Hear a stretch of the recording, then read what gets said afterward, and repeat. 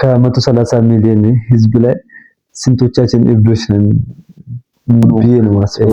ሶሻል ሚዲያ ላይ ላይቭ የታረደን አንድ ልጅ አይተናል።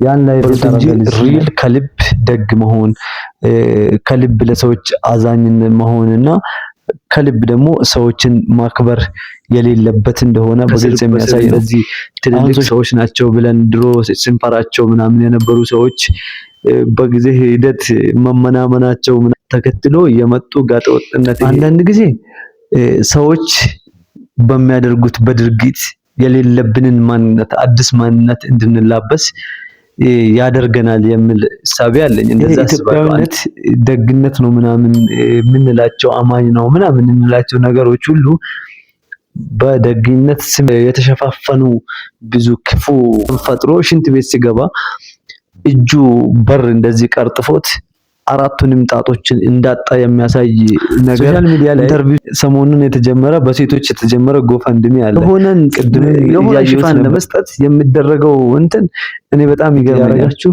እና በዚህ ጉዳይ እስቲ ሀሳብ አስተያየታችሁን በነፃነት ኮሜንት አድርጉ። ዩቲዩብ ቻናሉን አዲስ የሆናችሁ ሰዎች ሰብስክራይብ ያደርጋችሁ።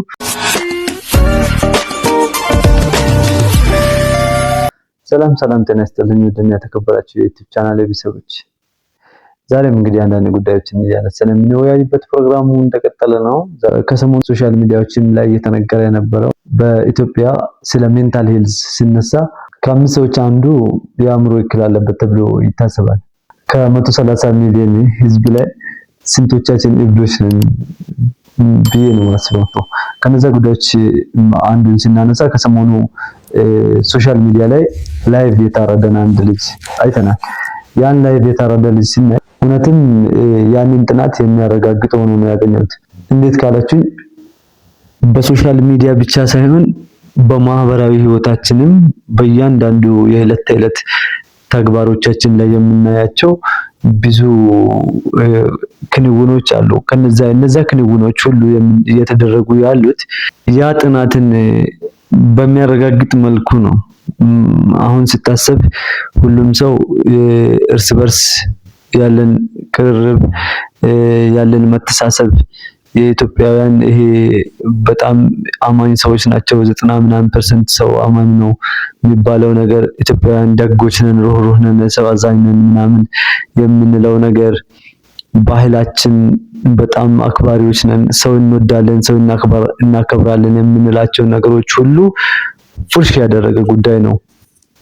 ከሰሞኑ ሶሻል ሚዲያ ላይ ሲንቀሳቀስ ያየናቸው በጣም ዘግናኝ የሆኑ ቪዲዮዎች ማለት ነው። እነዛ ቪዲዮዎች እውነትም ከአምስት ሰው አንዱ ሳይሆን ከአምስት ሰው አራቱ እብድ እንደሆነ ወይም ደግሞ ሜንታል ሄልዝ ችግር እንዳለበት የሚያመላክት ነው። አሁን ላይ ብዙ የሆኑ የብሔር፣ የእምነት፣ የማንነት ወይም ደግሞ ይሄ የጾታ ማለት ነው። ማንነት ስላችሁ የወንድና የሴት ጎራ ፌሚኒዝም እና ምናምን ተብሎ ከዛ ጋር ተገናኝቶ ብዙ የሆኑ መከፋፈሎች አሉ ማለት ነው። የፖለቲካ ራሱን የቻለ ቀውስ ነው ያለው። ድሮ የነበሩ ማለት ተዳፍነው የነበሩ ጉዳዮቻችን አሁን ላይ ያ መተዛዘን ነው የምንላቸው፣ ሰው ማክበር ነው፣ ሌላው አንዱ እምነት የአንዱን እምነት ማክበር ነው የምንላቸው ነገሮች ሁሉ ፌዝ የነበሩና የማስመሰል ጥግ የታየባቸው ጉዳዮች ናቸው። ከልብ ደግ መሆን፣ ከልብ ለሰዎች አዛኝ መሆንና ከልብ ደግሞ ሰዎችን ማክበር የሌለበት እንደሆነ በግልጽ የሚያሳይ ነው። አሁን ሶሻል ሚዲያ ላይ ያለችው ኢትዮጵያ ሪል ምድር ላይ ያለችው ነው ብዬ ነው የማስበው። ሶሻል ሚዲያ ላይ ያለችው ስላችሁ ይሄ ስድብ ኮሜንት ውስጥም ያለው ፊት ለፊትም ወጥቶ መሳደብ፣ ብልግና ከእምነትና እነዚህ ከእሴት አንፃር እነዛ ነገሮችን ማንቋሸሽና ዝቅ ማድረግ ከባህልና ይሄ ወግ ምናምን ብለን የምናስበው ነገር መጥፋት፣ እነዛ ነገሮች ጋጠወጥነቱ ሙሉ መንሰራፋቱ ትልልቅ ሰዎች ናቸው ብለን ድሮ ስንፈራቸው ምናምን የነበሩ ሰዎች በጊዜ ሂደት መመናመናቸው ተከትሎ የመጡ ጋጠወጥ ነበረ ነገር ነው የወጣው።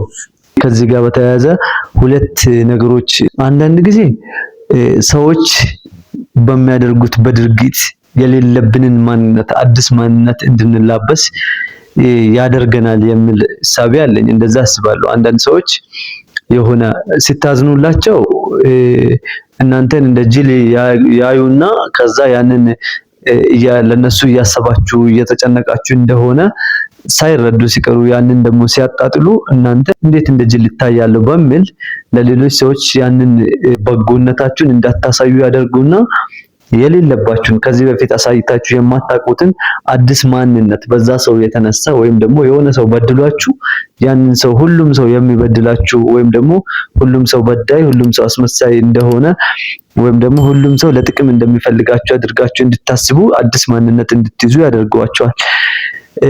አንዳንድ ጊዜ ደግሞ ያንን ራሱ ትቼ የፈለገ ሰዎች ያንን አመለካከት እንድትይዝ ቢገፋፉም ውስጥ ላይ የሌለ ነገር አይወጣም ብዬ እንዲያስብ የሚያደርገኝ ነገር አለ። ውስጥ ላይ ደግነት ከሆነ እንድትሆን ቢገፋፉህም ዋናው ቤዙ ደግነት ስለሆነ ያንን ደግነት ብቻ እንድታወጣ እንጂ መልካምነትህን እንድታወጣ ነው እንጂ ውስጥ ላይ የሌለ ክፋት እንደ አዲስ መጥቶ ክፉ እንድትሆን ያደርግሃል ብዬ እንዳላምን ያደርገኛል። ስለዚህ የሚያወዛግቡኝ አይነት አይዲያዎች ናቸው እነዚህ ሁለቱ ማለት ነው።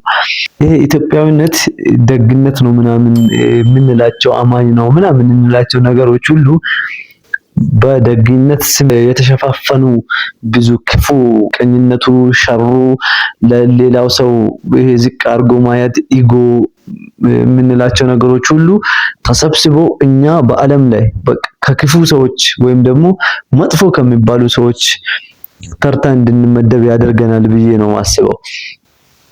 የአብዱኪያርን ኢንተርቪው እንትን ስናደርግ ሳውዲ ላይ ሲኖር በሆነ አጋጣሚ ታስሮ ነበርና እዛ እስር ቤት አንዱ ብሔር ከሌላው ብሔር አንዱ ፖለቲካል አይዲዮሎጂ ያዙ ሰዎች ከሌላው ፖለቲካል አይዲዮሎጂ ከያዙ ሰዎች ጋር እዛ መከራ እያዩ እርስ በራስ ውሃ ሊጠጡ በተሰጣቸው ሃይላንድ እርስ በራሳቸውን ሲያጠቁና በዛ ሲደባደቡ አንዱ በቃ ፖሊሶቹንም እርስ በራሳቸውንም እዛ ውስጥ ላይ ሌላም የታሰረውን ሰው አዛ ሲያረጉ እንደነበረና በዛ መሃል ደግሞ በዛ ግርግር አንዱ ከሌላው ጋር ጸብ ፈጥሮ ሽንት ቤት ሲገባ እጁ በር እንደዚህ ቀርጥፎት አራቱንም ጣቶችን እንዳጣ የሚያሳይ ነገር ኢንተርቪው ሲያደርግ በአይኑ ያየውን ነገር ኢንተርቪው ሲያደርግ ሰምቻለሁ።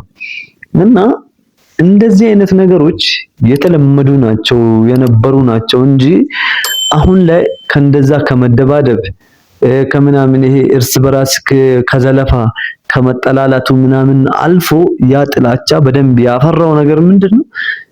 ባለፈው እንዳየነው ወጣት እህት ወንድሙን እናት አባት ወላጆቹን ሊደግፍ ለራሱም ህይወቱን ሊለውጥ ብሎ ተንከራቶ በበረሃ በውሃ ከአሳ ራትነት ተርፎ እዛ የገባን ሰው በዛ ልክ ላይቭ እኔ አላቅም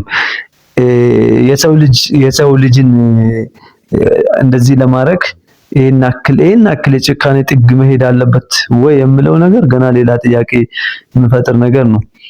ሌላው ደግሞ ከዚህ ጋር ተያይዞ ደግሞ በሶሻል ሚዲያ ላይ ያሉ እነዚህ ግርግሮች ምን አይነት ጽንፍ የረገጡና የሆነን ነገር ሳያብላሉ ሳያላምጡ ዝም ብሎ የሆነን ጎራ ይዞ ብቻ ግርግር መፍጠርና መከተል እንደሆነ የሚያሳይ አንድ ደግሞ ተጨማሪ ነገር ልንገራችሁ። ሶሻል ሚዲያ ላይ ሰሞኑን የተጀመረ በሴቶች የተጀመረ ጎፈንድሚ አለ።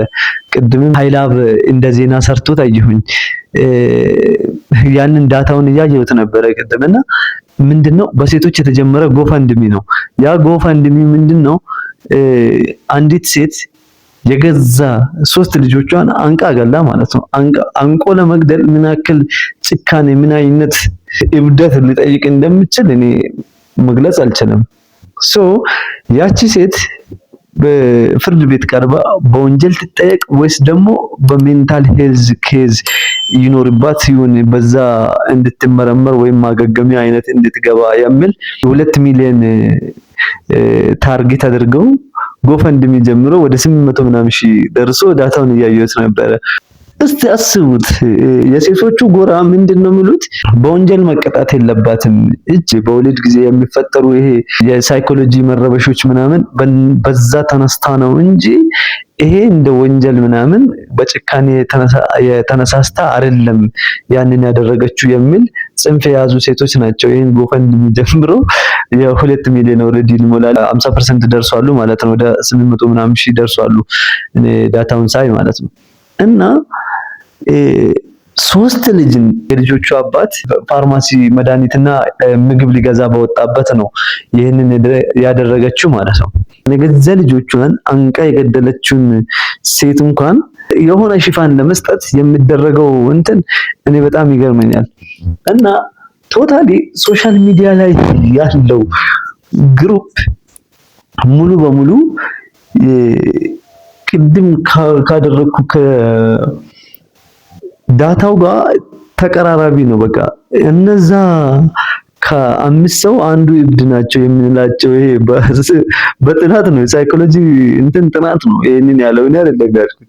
እና ያ ከዛ ውስጥ የተውጣጡ አንዳንድ እብዶች ናቸው ተሰብስበው ሶሻል ሚዲያ ላይ ኖረው ይሄንን ነገር ድርጊት እያደረጉ ያሉት እንጂ ትክክለኛ ማሰብ ማሰላሰል የሚችሉ ሰዎች፣ ሞራል ያላቸው ሰዎች፣ ነገሮችን ማመዛዘን የሚችሉ ሰዎች ናቸው ይሄንን ያደረጉት ነው ያደረጉ ያሉት ነው ብዬ እንዳስብ ይከብደኛል። እንደዛ ነው ብዬ ለማሰብ ማለት ነው። ሶ ቶታሊ የሆነ ያለው አሁን ያንን ጥናት በሚያረጋግጥ መልኩ ነው ሀገራችን ላይም ዓለም ላይ እየተካሄደ ያለው ነገር።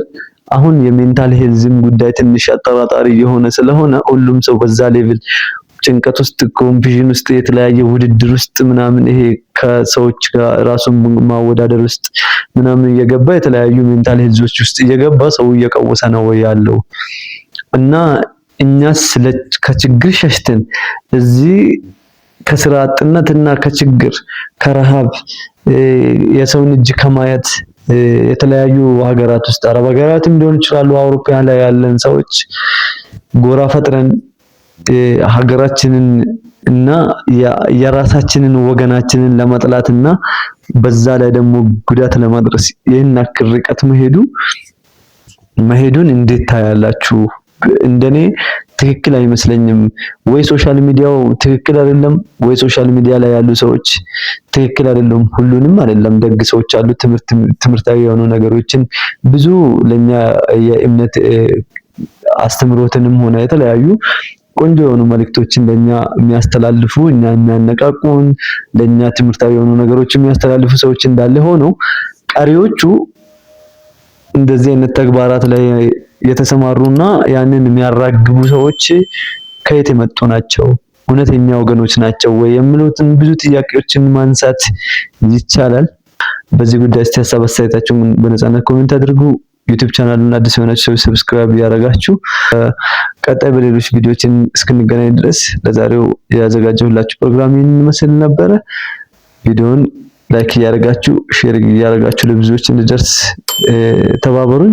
አዲስ ስለሆነ ዩቲዩብ ቻናሉም ሰብስክራይብ እያደረጋችሁ ቤተሰብ እንድትሆኑ